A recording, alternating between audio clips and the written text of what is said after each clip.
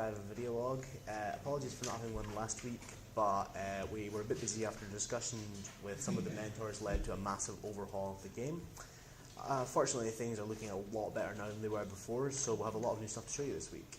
We've mainly been working on tweaking the character and tweaking the game. We got our alpha out on time, so it's mainly been a case of updating some of the levels, tweaking the physics, making our character fun to move around the world, and making sure that overall the game is fun.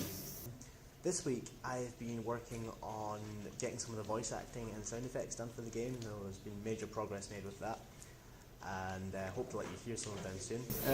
Last week we got our alpha build out, and we kind of realised there wasn't that much platforming, and being as we're going for a kind of puzzle platformer thing, we decided to redesign a few of the levels, some of the ins and outs of them, and then cut a few to add some more platforming and make it just a bit more fun. So I've just been working a lot on getting all that working. So yeah, that's pretty much it. If you've seen our special update from earlier this week, then you'll know that we've finished Horace, our main character. Now John's moved on to modelling the monkey boss.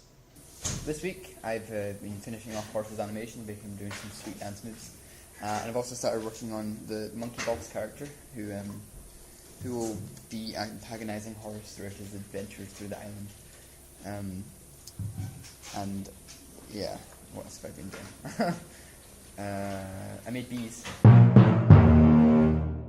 Right, this right here is the monkey that I've done so far. His head's not attached yet, so unfortunately he's a floating head monkey. And this is what he looks like rendered. Quite a nice little monkey thing. But we decided that it'd be quite good to have a lot of humour that kids would appeal to, so we decided to give the monkey an amusing butt, which looks rather amazingly awesome and hilarious. Now, for those who want to see, we're just a way to take you through a walkthrough of the changes to the levels and some of the changes to the gameplay from Ian and Taryn. Right, so I'll just run through some of the quick changes we made to the environments. Our first 3 scenes have pretty much been fully redesigned as we're at the moment. Our first scene, we pretty much originally had just Horace hanging from a tree, and you climb down one vine, which got a little bit boring. We've tried to introduce some more platforming elements, so we made this scene a lot more intense in terms of it's a lot bigger, and in the actual game, as you'll probably see, we've got bees flying up and down that will kill you, etc. Add some more platforming elements at the start, climb down some vines, etc. Our second scene, we made just look a bit better. You come down your vine, a little bit of platforming down here just to get up and get your staff, talk to the witch doctor, etc. This is in the hot environment at the moment, and we've got all the textures sorted out so that it can change temperature, which again you'll probably see in this video later on.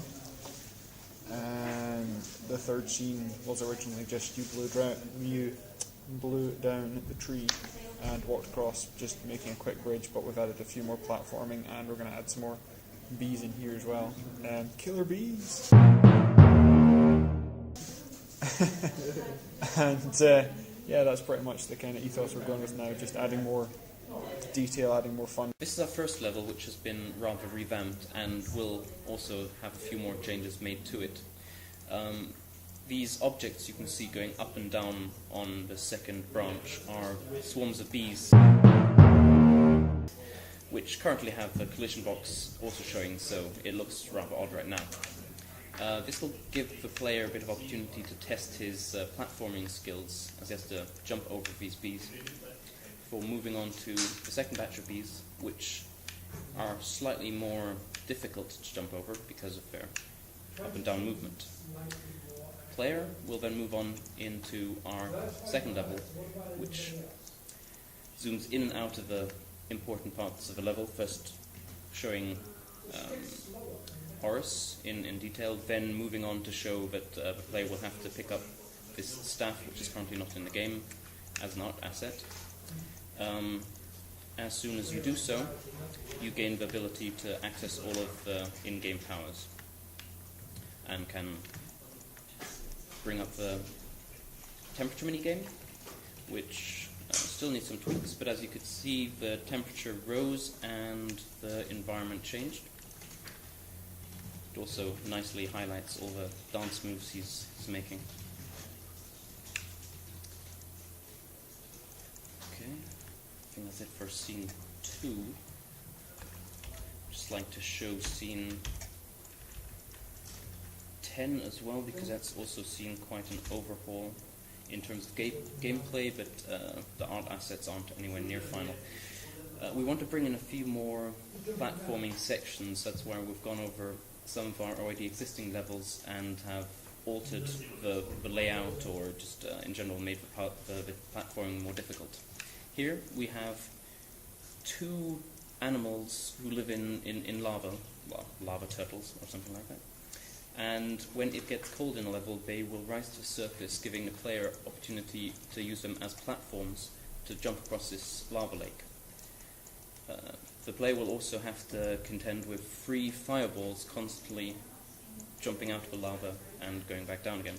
So, well, first things first, I will lower the temperature a little bit.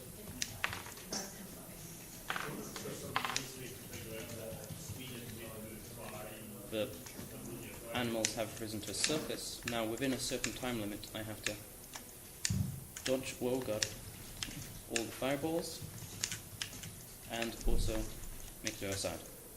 Just in time, animals go back under the surface, and otherwise I would have fallen to the lava and died.